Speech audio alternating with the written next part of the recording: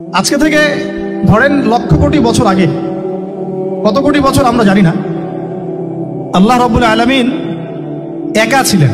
একা তিনি সর্বপ্রথম সৃষ্টি করলেন আরশে আযীম।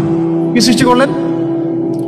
আরশ আল্লাহ রাব্বুল আলামিনের একটা এমন স্বতন্ত্র সম্মানিত একটা সৃষ্টি, যেটা সবচেয়ে বড় সৃষ্টি, এর চেয়ে বড় কোনো সৃষ্টি নাই।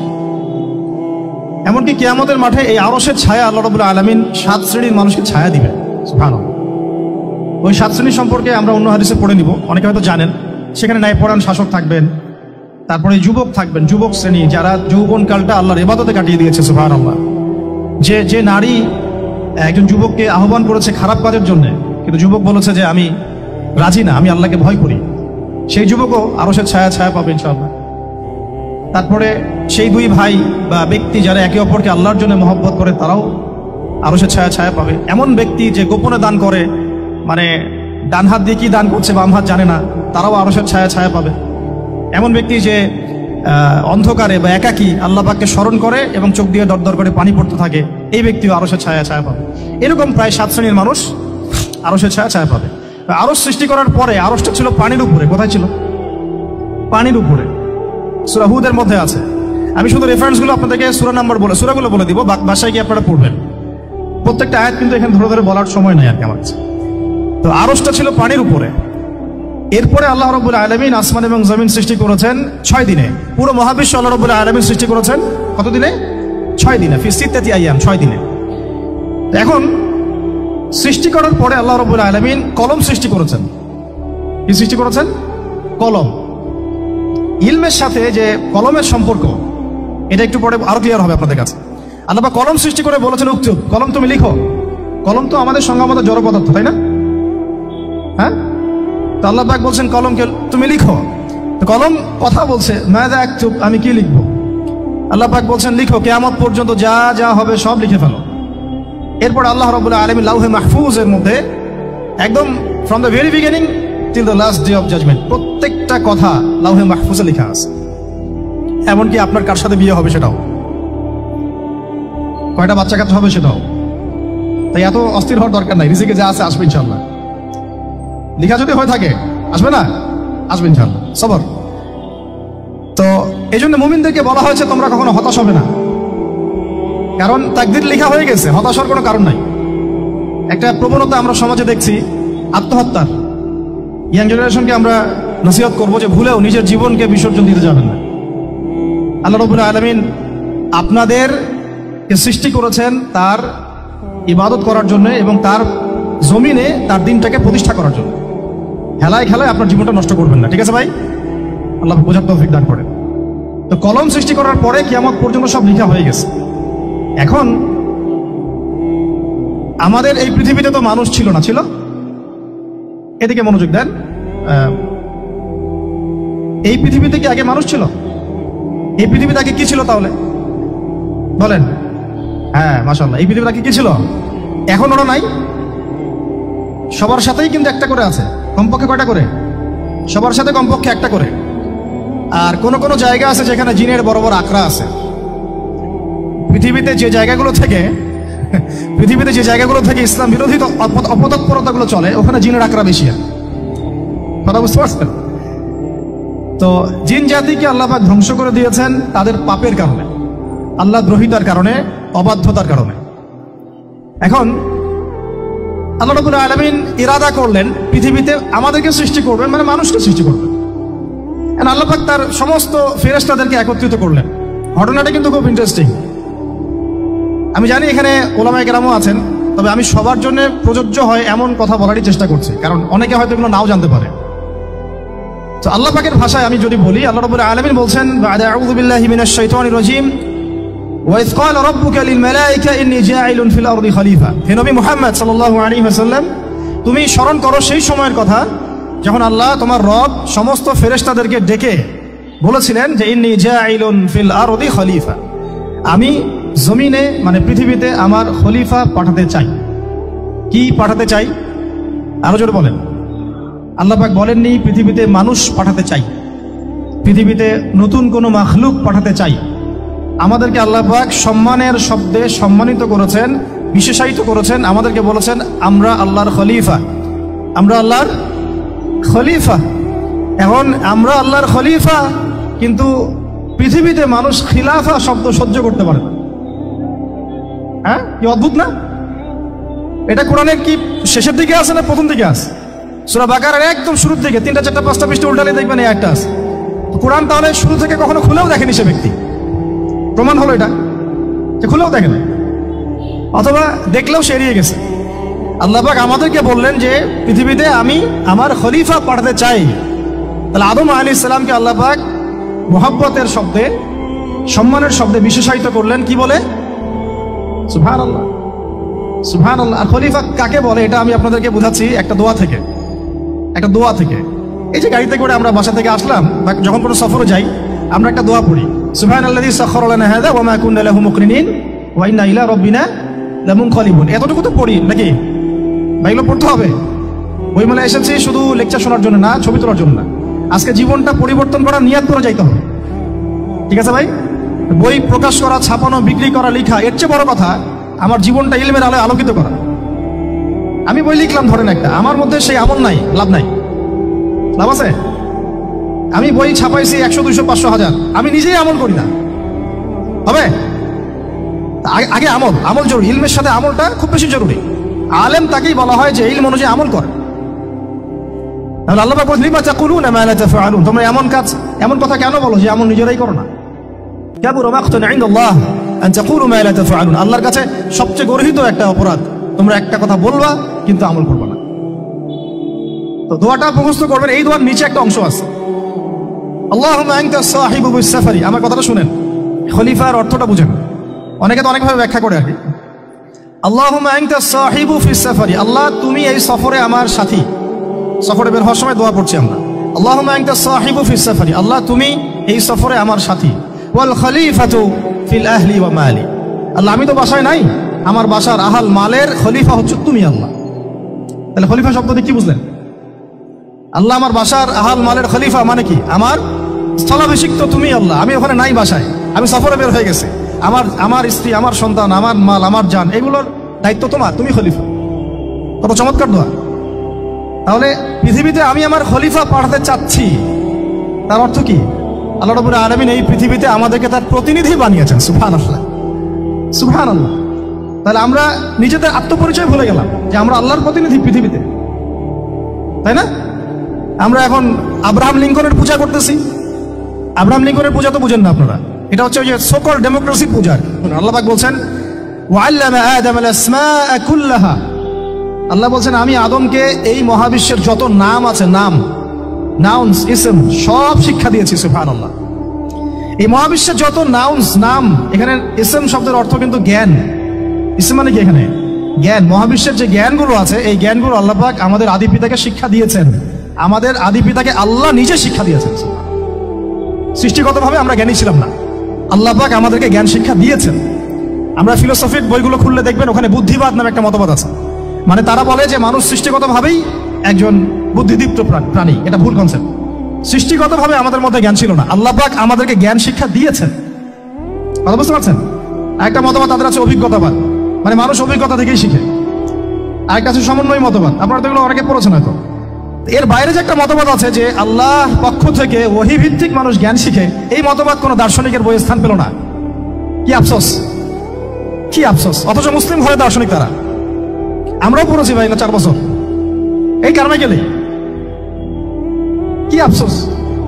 আল্লাহ পাকের ওহীর পক্ষ থেকে যে জ্ঞান আসতে পারে, এইটা কনসেপ্টটাই নাই। অথচ এখানে কোরআনে আল্লাহ পাক বলছেন ওয়াল্লামা আদামাল আসমাআ কুল্লাহা, আমি আল্লাহ আদমকে সমস্ত নাম শিক্ষা দিয়েছি। সুবহানাল্লাহ।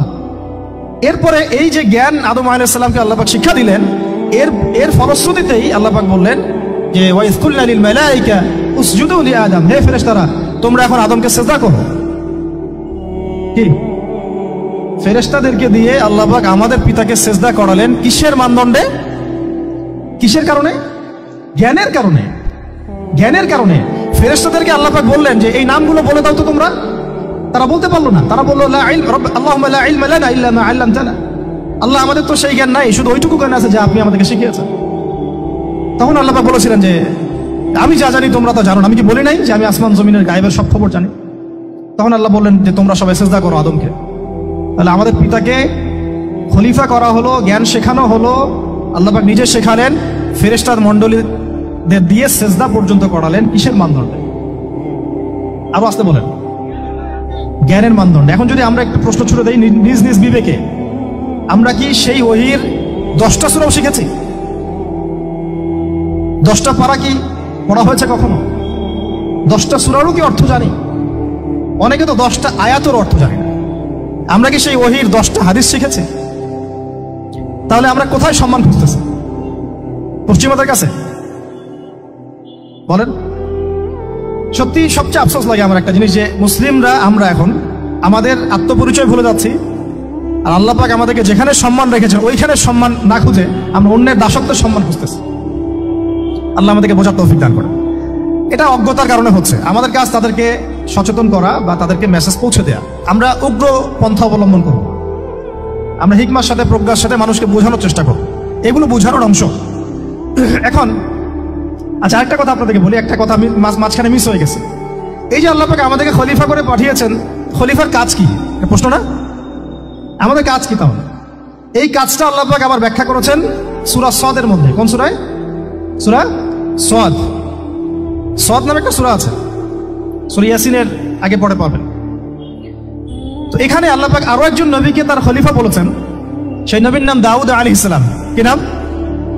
আর দাউদ আলাইহিস সালাম কিন্তু এই জেরুজালেম থেকে, যেখানে এখন ওই জায়নিস্টরা বোম্বিং করে আর কি, নিরীহ মুসলিমদেরকে হত্যা করে বিগত 70 বছর থেকে, ওই জেরুজালেম থেকে কিন্তু দাউদ আলাইহিস সালাম বিশ্ব শাসন করেছিলেন। তার পরবর্তীতে তার সন্তান সুলাইমান আলাইহিস সালামও কিন্তু ওখান থেকেই বিশ্ব শাসন করেছিলেন। আর এখনকার বনু ইসরাইল দাবিদার এই জায়নিস্টরা, তারাও কিন্তু ওই ফিকিরি করছে, ওখান থেকে তারা বিশ্ব শাসন করতে চায় এবং তারা মনে করে তাদের একজন মাসিহ আসবে, সেই মাসিহ আসলে তারা বিশ্ব শাসন করবে। আমরা সেই মাসিহের নাম জানি মাসিহুদ দাজ্জাল। কি নাম?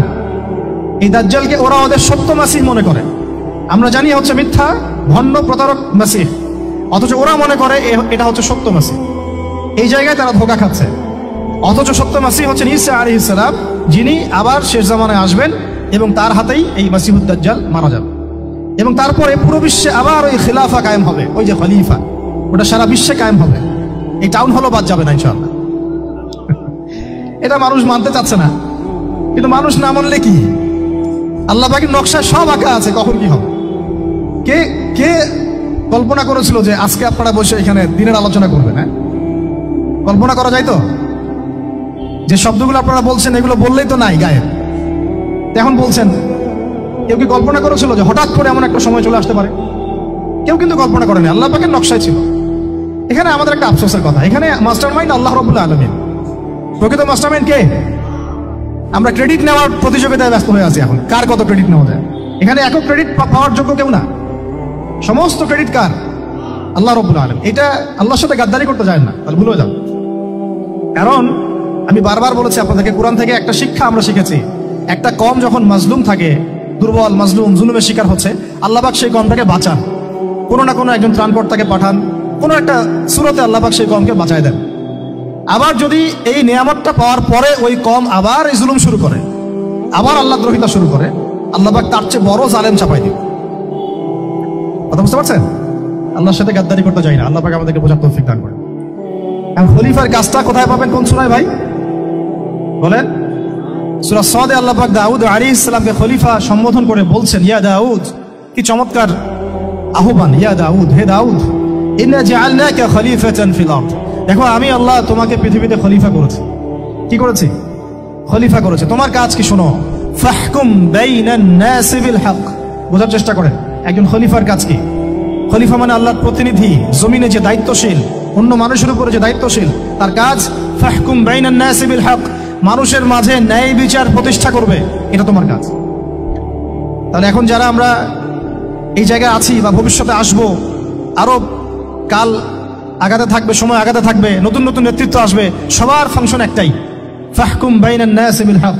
আমাদের কাজ হবে মানুষের মাঝখানে কি করা? ন্যায় বিচার, বিচার ফয়সালার ক্ষেত্রে ইনসাফ করা, ন্যায় বিচার করা।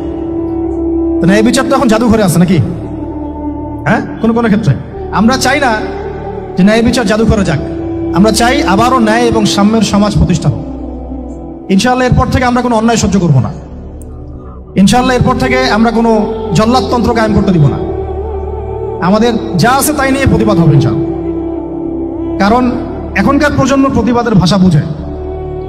এখন যদি আপনারা আবার সেই প্রাচীন জুলুমের তন্ত্রে মন্ত্রে ফিরে যান, তাহলে আল্লাহর গজব চলে আসবে, বড় গজব। তো খলিফার কাজ কি ভাই? কি কাজ বললাম বলেন? মানুষের মাঝখানে ন্যায় বিচার প্রতিষ্ঠা করা। আচ্ছা, আরো আছে আয়াত শেষ হয় নাই। আল্লাহ পাক বলছেন ওয়ালা তাত্তাবিউল হাওয়া, ন্যায় বিচার করতে গিয়ে নিজের দাসত্ব মানে প্রবৃত্তির অনুসরণ করো না। ন্যায় বিচার করতে গিয়ে নিজের প্রবৃত্তির অনুসরণ করো না, মন গড়া বিধানের অনুসরণ করো না। আমার মামা, আমার চাচা, আমার খালু পার করে দিও না। প্রবৃত্তির অনুসরণ মানে কি? মন যাচাই তাই করো না। ন্যায় বিচার করতে গিয়ে আল্লাহ পাকের বিধান মেনে চলো। কারণ সূরা মাইদাতে আল্লাহ পাক বলেছেন আয়াত নাম্বার 44, 45, 47-এ, ওয়ামান লাম ইয়াহকুম বিমা আনজালাল্লাহ ফাউলাইকা হুমুল কাফিরুন, যারা আল্লাহ পাকের হুকুম অনুযায়ী বিচার ফয়সালা করে না তারা কাফির। 45-এ কি আল্লাহ বলছেন ওয়ামান লাম ইয়াহকুম বিমা আনজালাল্লাহ ফাউলাইকা হুমুল ফাসিকুন, যারা আল্লাহ পাকের বিধান অনুযায়ী বিচার ফয়সালা করে না এরা ফাসিক, পাপাচারী। 47 নম্বর আয়াতে আবার বলছেন ওয়ামান লাম ইয়াহকুম বিমা আনজালাল্লাহ ফাউলাইকা হুমুজ জালিমুন, যারা আল্লাহর হুকুম বিধান অনুযায়ী বিচার ফয়সালা করে না এরা জালেম। তো কাফেরও বলেছেন আল্লাহ, ফাসিকও বলেছেন, জালেমও বলেছেন। তাহলে বিচার ফয়সালা করার ক্ষেত্রে আল্লাহ পাকের বিধানকে সর্বোচ্চ অগ্রাধিকার দিতে হবে। নিজের প্রবৃত্তির অনুসরণ করা যাবে না। যদি করে তাহলে কি হবে? ইউদিল্লাকা আন সাবিলিল্লাহ, তাহলে এটা তোমাকে আল্লাহর রাস্তা থেকে সরাই নিয়ে যাবে। এর ফলে কি হবে? জেনে রাখো ইন্নাল্লাযীনা ইউদিল্লুনা আন সাবিলিল্লাহ লাহুম আযাবুন শাদীদ বিমা নাসু ইয়াউমাল হিসাব। এটা পরে দেয়, নিশ্চয় যারা আল্লাহ পাকের সরল পথ থেকে বিচ্যুত হয়ে গেছে তাদের জন্য কাল কিয়ামতের মাঠে আছে আযাবুন শাদীদ। আযাবুন শাদীদ মানে কঠিন কঠিন যন্ত্রণাদায়ক শাস্তি, এই কারণে যে তারা কিয়ামতের দিনটাকে ভুলে গিয়েছে। শাদীদ এর অর্থটা কি এটা বোঝার জন্য আপনাকে সূরা হাদীদ পড়তে হবে। কোন সূরা? আসলে কোরআনের আয়াতগুলো হচ্ছে আকাশের তারার মতো। তারা দেখবেন আকাশের, তারা দেখাও সুন্নত। ইসলাম তো রসকসহীন ধর্ম না রে ভাই, সবকিছুই আছে এখানে। আসলে আমরা জানি না বলে আমরা মনে করি যে এখানে কোনো বিনোদনই নাই, তাই না? এই গান বাজনা না করলে কি হয়, মন শান্তি হয়, এরকম একটা ভাব। যদি আপনি কোরআনের ভিতর ঢুকে যান, আপনার হৃদয়ে এমন নূর আসবে, এমন তৃপ্তি আসবে যে ওগুলো আপনার শুনতে ইচ্ছা করবে না। আপনি কান বন্ধ করে ফেলবেন, নিজেই বলতেই হবে না। এখন কিছু নতুন ইসলামিস্ট আসছে, তারা এগুলোকে ইসলামের অন্তর্ভুক্ত বলে মনে করার দাবি করতেছে, যেগুলো এগুলো তো নিষেধ নাই, এগুলো তো নিষেধ করা হয় নাই। কতটুকু জানেন ইসলাম সম্পর্কে? আপনি না জেনে কেন কথা বলেন?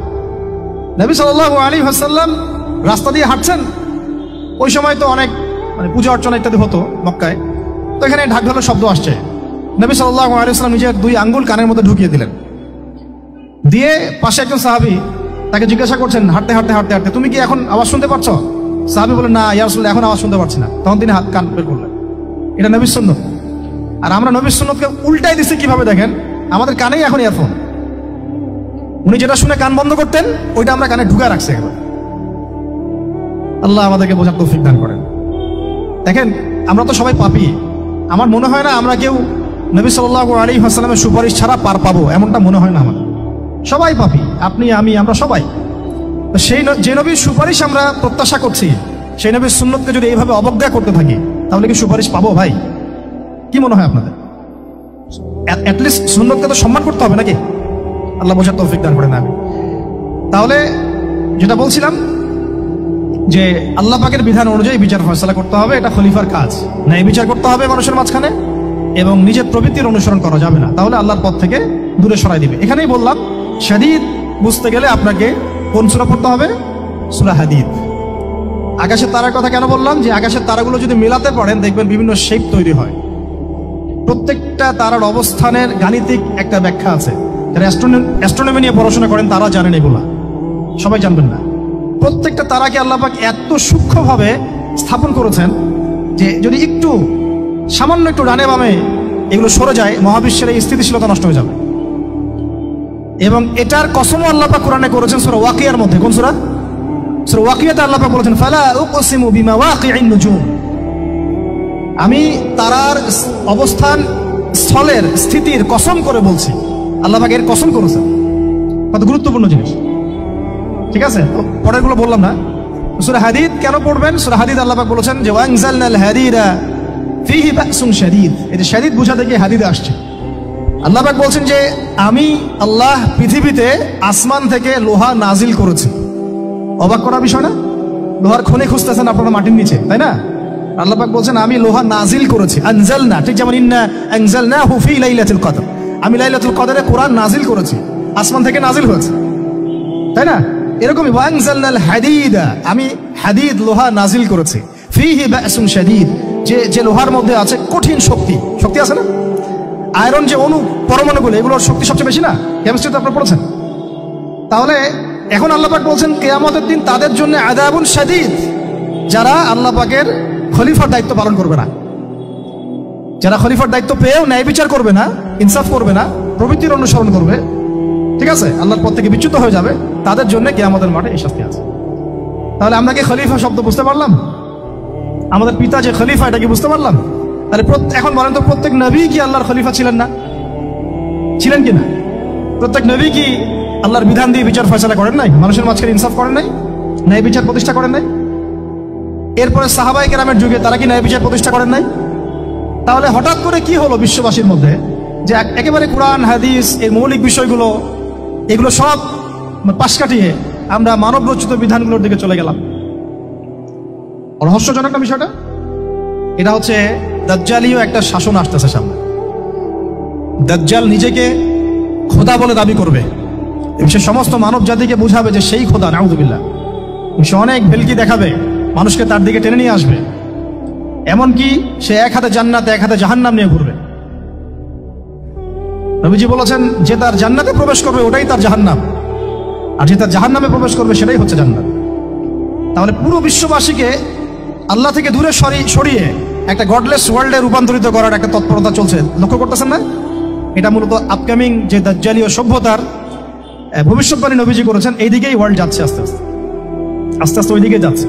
তবে নবীজি এটাও বলেছেন সাল্লাল্লাহু আলাইহি ওয়াসাল্লাম যে আমার উম্মতের মধ্যে একটা তাইফা, একটা দল, কিছু মানুষ সব সময় হকের উপর অটল থাকবে ইনশাআল্লাহ, কিন্তু তাদের সংখ্যা হবে খুব কম।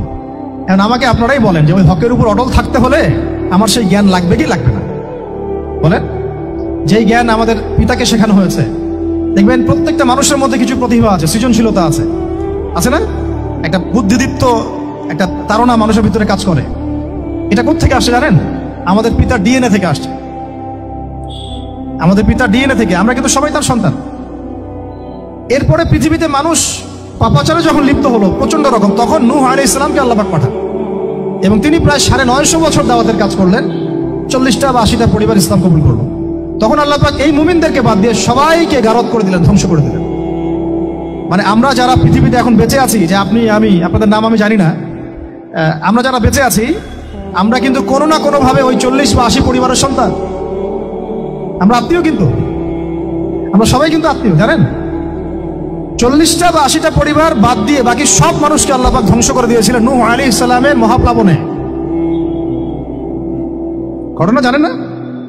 40 বা 80টা পরিবারকে বাদ দিয়ে বাকি সবাইকে আল্লাহ পাক ধ্বংস করেছেন ওই মহাপ্লাবনে। তাহলে এখন এই বিশ্বে যত মানুষ আছে তারা কয়টা পরিবারের সন্তান? ওই 40-80। আমরা কোনো না কোনো ভাবে একে অপরের আত্মীয় হই, মুসলিম অমুসলিম সবাই, মুসলিম অমুসলিম সবাই। আমরা যে অসাম্প্রদায়িকতার কথা বলি না, এই শব্দটাকে ভালো অর্থে নেওয়া যায়। কি অর্থে? অন্যান্য ধর্মাবলম্বী মানুষ যারা, তারা তাদের ধর্ম স্বাধীনভাবে পালন করবে, কোনো সমস্যা নেই, আমরা তাদের এই কাজে বাধা দিতে যাব না। একইভাবে আমরা আমাদের ধর্ম স্বাধীনভাবে পালন করব, তারা এখানে কোনো বাধা দিতে পারবে না। সিম্পল। তারা তাদের উৎসব তাদের মতো পালন করবে, আমরা আমাদের উৎসব আমাদের মতো পালন করব। না আমি মূর্তি পাহারা দিতে যাব, আর না আমি মূর্তি ভাঙতে যাব। সিম্পল। আমি পাহারাও দিতে যাব না, ভাঙতেও যাব। সিম্পল। আমরা কি কুরবানিতে তাদেরকে বলতে পারবো ভাই আসেন আমার বাসায় দাওয়াত খান? এটা হয় কখনো? লাকুম দীনুকুম ওয়ালিয়া দিন, আপনাদের দিন আপনাদের, আমাদের দিন আমার। সিম্পল। এই অর্থে ঠিক আছে, কিন্তু সব ধর্ম মিলে যে নতুন ধর্ম বানানোর চেষ্টা করা হচ্ছে বাংলাদেশে, এটা ঠিক নাই। এটা শুভঙ্করের ফাঁকি। সব ধর্ম মিলে নতুন ধর্ম করার কোনো সুযোগ নাই। আমরা সবাই এক পরিবারের সন্তান। এখন আমাকে বলেন, নূহ আলাইহিস সালামের একটা ছেলে ছিল, নাম জানেন? কি নাম বলেন? কে? না না, মাশাআল্লাহ। কয় ছেলে ছিল তার? হ্যাঁ, না, মূলত 4জন সন্তান থেকে বড় বড় 4টা গোত্র সৃষ্টি হয়েছে। শাম এক সন্তানের নাম কি? এটাকে কেন্দ্র করে এই যে সিরিয়ান কন্টিনেন্টে, পুরো প্যালেস্টাইন, সিরিয়ান, অ্যারাবিয়ান কন্টিনেন্টে যত মানুষ তার বংশধর, ঠিক আছে? হাম, একটা সন্তানের নাম হাম। এখান থেকে আফ্রিকার যে কালো কালো মানুষগুলো সব তাদের বংশধর। একটা হচ্ছে ইয়াফাস, ইউরোপিয়ান যারা সাদা চামড়া সব এদের বংশধর। আরেকটা যে কেনা, এই ছেলেটা কি বলেছিল, বাবা ডাকছে নৌকায় আসো তাড়াতাড়ি, নৌকায় আসো তাড়াতাড়ি, না হলে আজকে আল্লাহ পাক আযাব দিয়ে ধ্বংস করে দিবেন। সে নবীর সন্তান হওয়ার পরেও আল্লাহ প্রদত্ত ওহীর জ্ঞানকে মূল্যায়ন না করার কারণে ধ্বংস হয়ে গেল। আর ওই 40টা বা 80টা পরিবার নাজাত পেল কিভাবে? আল্লাহর পক্ষ থেকে নাজিলকৃত ওহীর জ্ঞানকে প্রাধান্য দিয়ে আনুগত্য করে। তাহলে কোন জ্ঞানকে আমরা প্রাধান্য দিব ভাই? আমি বলছি না যে আমরা দুনিয়াবী জ্ঞানগুলোকে শিখবো না, ওই প্রসঙ্গে আমি একটু পরে আসছি যে আমরা শিখবো এবং কিভাবে শিখবো, কতটুকু শিখবো। আগে এই অংশটুকু শেষ করি। ঠিক একইভাবে আপনারা কি আদ জাতির নাম জানেন? আদ, সামুদ। ওই যে সৌদি আরব এখন যেখানে লাইন বানাচ্ছে, লাইন প্রজেক্ট, ওই আলোলা বলে, আলোলা লাইন প্রজেক্ট বানাচ্ছে, দেখবেন অনলাইনে। ওই জায়গা দিয়ে নবী সাল্লাল্লাহু আলাইহি ওয়াসাল্লাম তাবুক যুদ্ধের সময় গিয়েছিলেন। যাওয়ার সময় তিনি বলেছিলেন, তোমরা মাথা নিচু করে কান্নাকাটি করতে করতে এখান থেকে অতিক্রম করো। সাহাবীরা মাথার উপর কাপড় দিয়ে কান্নাকাটি করতে করতে জায়গাটা পার করেছেন, কারণ ওই জায়গায় সামুদ জাতি ছিল যাদেরকে ধ্বংস করা হয়েছে। ওটা হচ্ছে এখন পর্যটন স্পট। সুবহানাল্লাহ। তো আদ এবং সামুদ জাতিকে আল্লাহ পাক ধ্বংস করলেন, কিন্তু তাদেরকে করেন নাই যারা ওহীর জ্ঞানকে প্রাধান্য দিয়েছিল। ইব্রাহিম আলাইহিস সালাম কোন জ্ঞানের বদৌলতে আল্লাহকে চিনলেন? মানব রচিত জ্ঞান নাকি আল্লাহর পক্ষ থেকে নাজিলকৃত জ্ঞান? বলেন। মূসা আলাইহিস সালাম কোন জ্ঞানের বদৌলতে ফিরআউনের মতো এই যে কি বলবো প্রতাপশালী একজন শাসকের সামনে দাঁড়িয়ে বুক ফুলিয়ে ইসলামের দাওয়াত দিলেন? কোন জ্ঞানের আলোকে? ওহীর জ্ঞান। আর ওহীর জ্ঞান যখন নাজিল করা হয়েছে তখন তিনি দোয়াটা পড়ছিলেন, রব্বি ইশরাহ লি সাদরি ওয়া ইয়াসসির লি আমরি ওয়াহলুল উকদাতাম মিন লিসানি ইয়াফকাহু কওলি। প্রত্যেক নবী, ইউসুফ আলাইহিস সালাম কারাগারে 12 বছর থেকেছেন। কত বছর? 12 বছর। আমাদের অনেক ভাই এরকম 5 বছর, 7 বছর, 10 বছর, 12 বছর থেকেছে। আছে এমনও মানুষ আছে, এখন বলা যায় তাই বলি, যে ওই যে একটা শব্দ শুনেছেন আয়না ঘর, ওখানে দীর্ঘদিন ছিল, তারপরে নাই, কোথায় গেছে আল্লাহ ভালো জানে। ইউসুফ আলাইহিস সালামও এরকম কারাগারে ছিলেন। কত বছর? 12 বছর। কিন্তু আল্লাহ পাক তাকে এমন একটা জ্ঞান শিক্ষা দিয়েছিলেন, তিনি স্বপ্নের ব্যাখ্যা বলতে পারতেন, যে কোনো স্বপ্নে। রাজা স্বপ্ন দেখলেন যে 7টা গাভী, জীর্ণ শীর্ণ গাভী, মোটা তাজা গাভীকে খেয়ে ফেলছে, স্বপ্নের ব্যাখ্যা কেউ দিতে পারে না। কিন্তু ওই জেলখানায় 2 জন ছাড়া পাওয়া মানুষ, ছাড়া পাইছে 2 জন, আর কি 2 জনের মধ্যে একজন বেঁচে আছে, একজন নাই।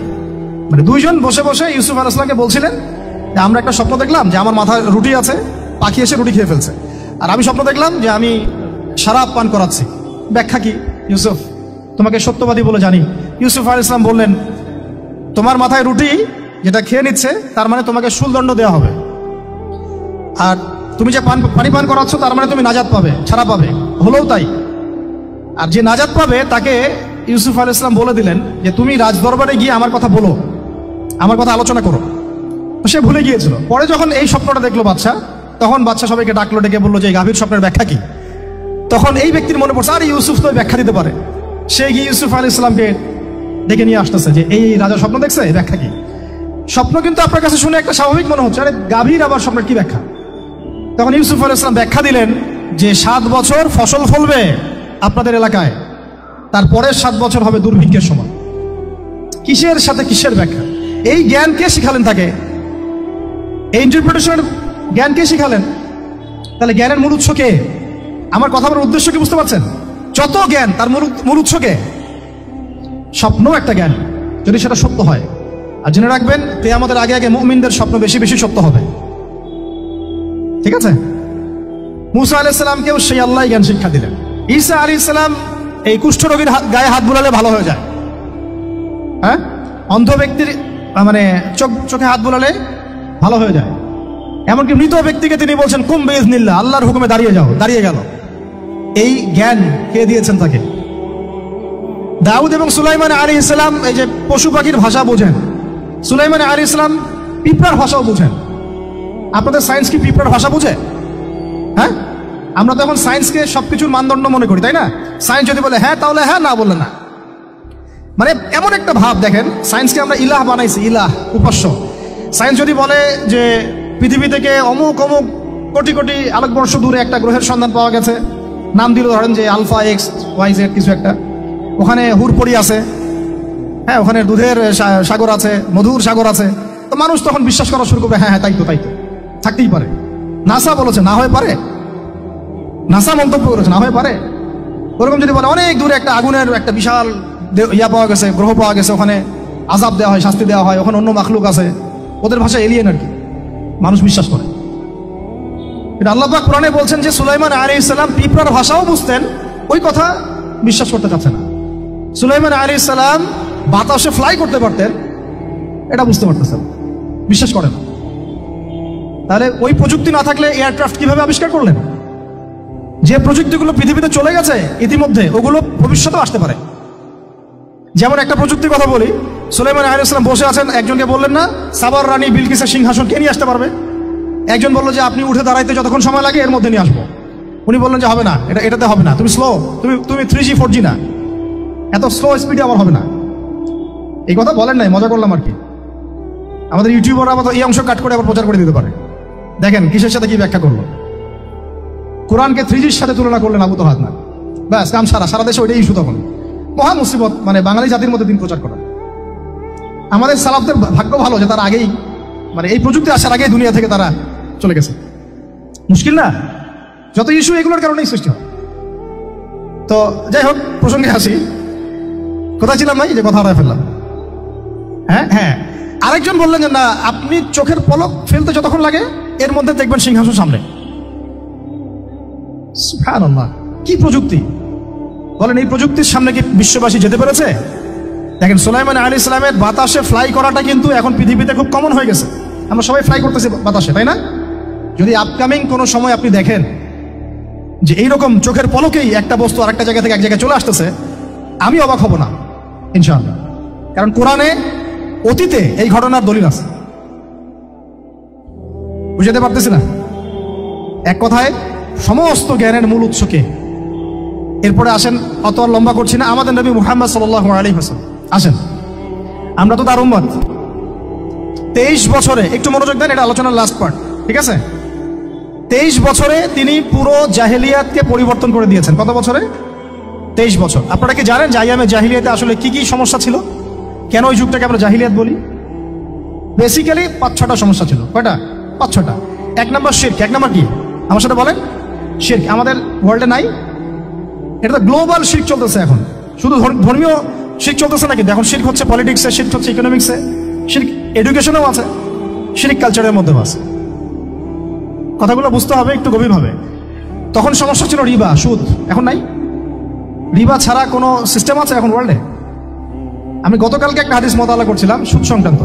নবীজি বলেছেন সাল্লাল্লাহু আলাইহি ওয়াসাল্লাম যে একটা যুগ আসবে সামনে, সুদবিহীন কোনো মানুষই চলতে পারবে না।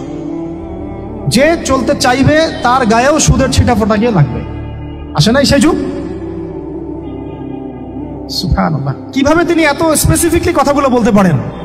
নিশ্চয়ই তিনি এমন একজন সত্তার কাছ থেকে জ্ঞান পেয়েছেন যিনি সব জানেন, অতীত, বর্তমান, ভবিষ্যৎ, তাই না?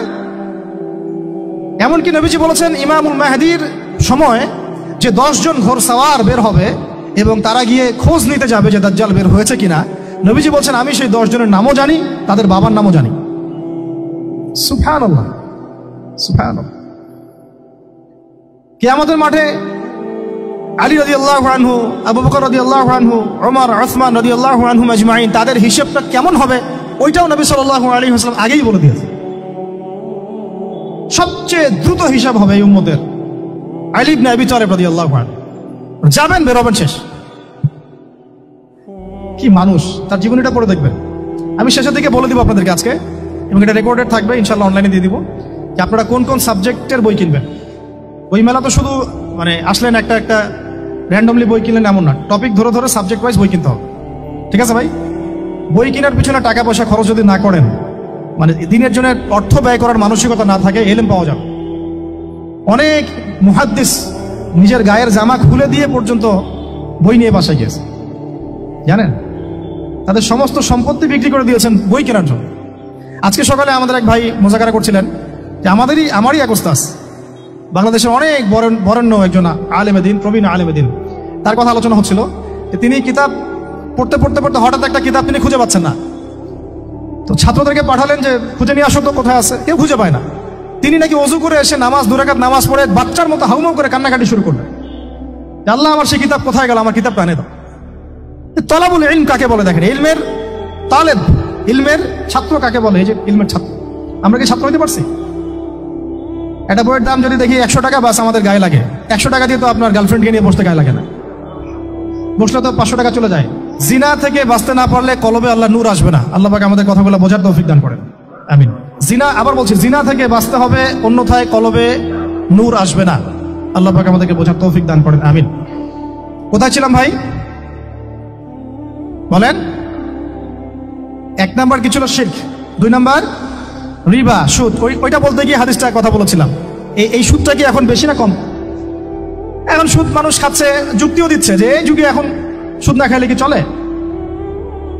একদিন একটা মসজিদে বয়ান করছিলাম, তো মসজিদে বয়ানের মাঝখানে একজন দাঁড়ায় গেল, দাঁড়ায় আমাকে বলছে যে ওস্তাদ হুজুর, বুঝলাম আপনার সব কথা ঠিক আছে, এখন আমার 1 লাখ টাকা ধার লাগবে, আমি কোত্থেকে নিব?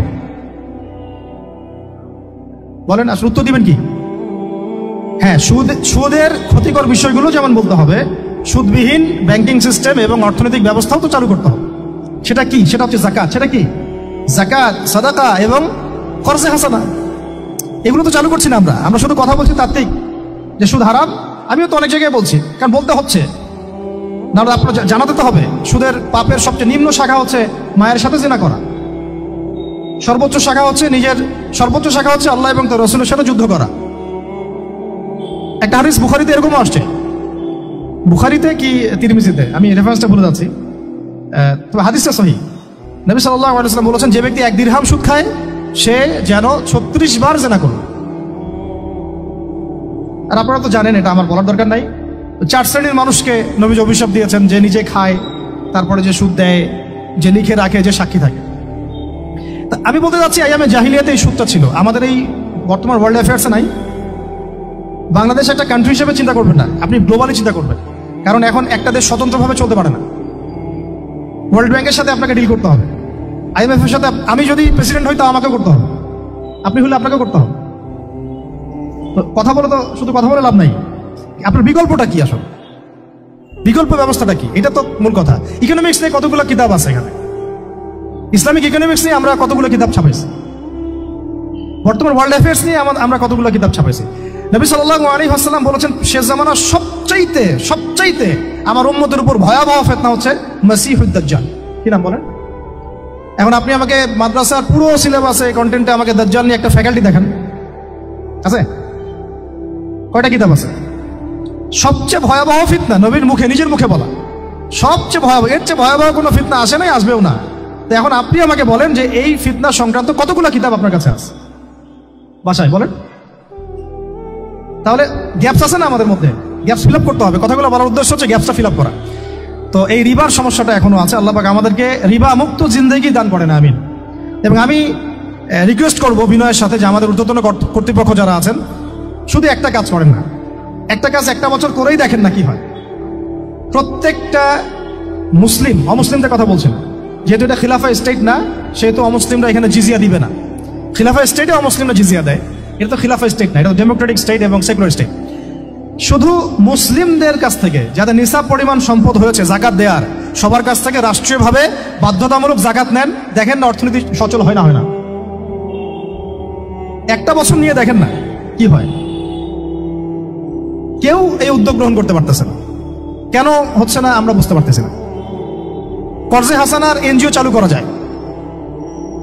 আমরা অনেক সংগঠন করছি, সোশ্যাল, অরাজনৈতিক ইত্যাদি রাজনৈতিক। আমরা ইকোনমিক এনজিও খুব একটা করতে পারছি না। কিন্তু এই জায়গাগুলো দখল করে ফেলছে, দেখেন কারা কারা, নাম বলতে যাচ্ছি না। এবং যারা যারা দখল করছে তারা কিন্তু এখন রাষ্ট্রের অনেক বড় বড় জায়গায় হস্তক্ষেপ করতেছে। ইভেন ট্রান্সজেন্ডারের মধ্যে ইস্যু কিন্তু তারাই ঢুকাই দিচ্ছে ভিতরে, ঢুকায় নাই? উত্তরবঙ্গ জুড়ে, পুরো উত্তরবঙ্গে ঘুরে আসেন, দেখেন কাদের তৎপরতা বেশি। নীলফামারীতে সফর করে দেখলাম যে ওখানে একটা গ্রামের মধ্যে 24টা এনজিও কাজ করতেছে, শুধুই সব। তারপরে মানুষ তামাক চাষ করে খাচ্ছে। একটা দল দাবি করতেছে নবী সাল্লাল্লাহু আলাইহি ওয়াসাল্লাম ছাড়াও আরো নাকি নবী আসতে পারে, নাউযুবিল্লাহ। এবং ওই যে মির্জা গোলাম আহমেদও তাদের অন্তর্ভুক্ত। মানুষ ওই দলের নাম লিখাচ্ছে চাকরির জন্য, ব্যবসা করতেছে তারা দেশের মধ্যে। আরে ভাই, শুধুমাত্র তাত্ত্বিক কথাবার্তা না, আমাদের সংগ্রামটা কিন্তু বহুমুখী। শুধু ইলম অর্জন তো একটা বেসিক জিনিস, এই বেসিকটাই এখনো হচ্ছে না আমাদের। ইলম অর্জনটা বেসিক জিনিস, এটাই হচ্ছে না। এরপরে আপনার অর্থনীতি সমৃদ্ধ করা, সংস্কার করা, সমাজ সংস্কার করা, রাজনৈতিক অঙ্গনগুলোর মধ্যে যে অরাজকতা, এগুলোকে সংস্কার করা, কত কাজ আমাদের। কিন্তু আমরা কিন্তু একটা জায়গাতেও স্থির নাই। ইভেন একটা মাসালাতেও আমরা এক জায়গায় আসতে পারতেছি না, ঐক্যবদ্ধ হতে পারতেছি না। আমরা খুবই ব্যাকডেটেড চিন্তা করতেছি এই জায়গাতে। অথচ আমাদের উচিত ছিল এই প্রবলেমগুলোকে আরো 30-40 বছর আগেই সলভ করা। তাহলে এখন হয়তো আপনি ভালো কিছু পেতেন। আমাকে একটা প্রতিষ্ঠান দেখান যেখানে নুরানি থেকে নিয়ে, মানে নুরানি থেকে দাওরা বা ক্লাস নার্সারি থেকে মাস্টার্স, এরকম সিলসিলায় ইসলামিক শিক্ষা এবং জেনারেল শিক্ষাকে একত্রিত করে একটা সিলেবাস মেনটেন করে পড়ানো হচ্ছে। আমাকে কয়েকটা প্রতিষ্ঠানের নাম বলেন, আমি ওখানে আমার মেয়েকে ভর্তি করাবো। আমাকে দেন, রেডিমেড দেন, আমার ছেলেকে ভর্তি করাবো। আমরা ফিকির করতেছি না। এটা হওয়া উচিত ছিল বিগত 30 বছর আগেই। আমি আপনাদেরকে বলি যে প্রকাশনা সংস্থার ভাইরা আছেন অনেকে এখানে। ধরেন আমাদের রংপুরের কোনো ভাই আপনাদেরকে পুরো 1 বিঘা জমি দিল, ধরেন 5 বিঘা জমি দিয়ে দিল, ঠিক আছে? আর আমরা সবাই মিলে দেশবাসীর কাছ থেকে টাকা কালেক্ট করে একটা কনস্ট্রাকশন দাঁড় করে প্রতিষ্ঠান দাঁড় করালাম, একেবারে অনার্স, মানে নুরানি থেকে নিয়ে, মানে প্লে গ্রুপ থেকে নিয়ে মাস্টার্স, এরকম ফ্যাকাল্টি আর করলাম। এখন ভাই আপনারা যারা বই প্রকাশ করতেছেন, আমাকে কি আপনারা বই দিতে পারবেন? প্রত্যেকটা ক্লাসে আমি কোন কোন বই পড়াবো পারবেন? আমাকে কি সিলেবাস দিতে পারবেন? কথা বলেন। প্লে গ্রুপে কোন কোন বই পড়াবো আমাকে দেন, নার্সারিতে দেন, STD 1-এ দেন, 2-তে দেন, 3-তে দেন, 5-এ দেন, এভাবে আপনি আমাকে ক্লাস 10 পর্যন্ত দেন। তারপরে কি আপনি আমাকে অনার্স, মাস্টার্স, এই ফ্যাকাল্টিগুলো আলাদা আলাদা, এগুলো কি ইউনিভার্সিটি আদলে আপনি কি আমাকে সাজা দিতে পারবেন? আমরা জায়গা দিব, টাকা দিব, প্রতিষ্ঠান করে দিব। প্রকাশনা সংস্থা থেকে কি আমরা এতটুকু পেতে পারি? আল্লাহর হাবিব বললেন 7 শ্রেণীর ব্যক্তিকে আল্লাহ তাআলা আরশের নিচে ছায়া দিবেন। এর মধ্যে 1 শ্রেণীর ব্যক্তি রাজুলুন কলবুহু মুআল্লাকুন বিল মাসাজিদ, ওই ব্যক্তি যার হৃদয়টা সবসময় আল্লাহর মসজিদের সাথে লেগে থাকে। মসজিদের সাথে যার হৃদয় লেগে থাকে তাকে আরশের নিচে ছায়া দিবে কে?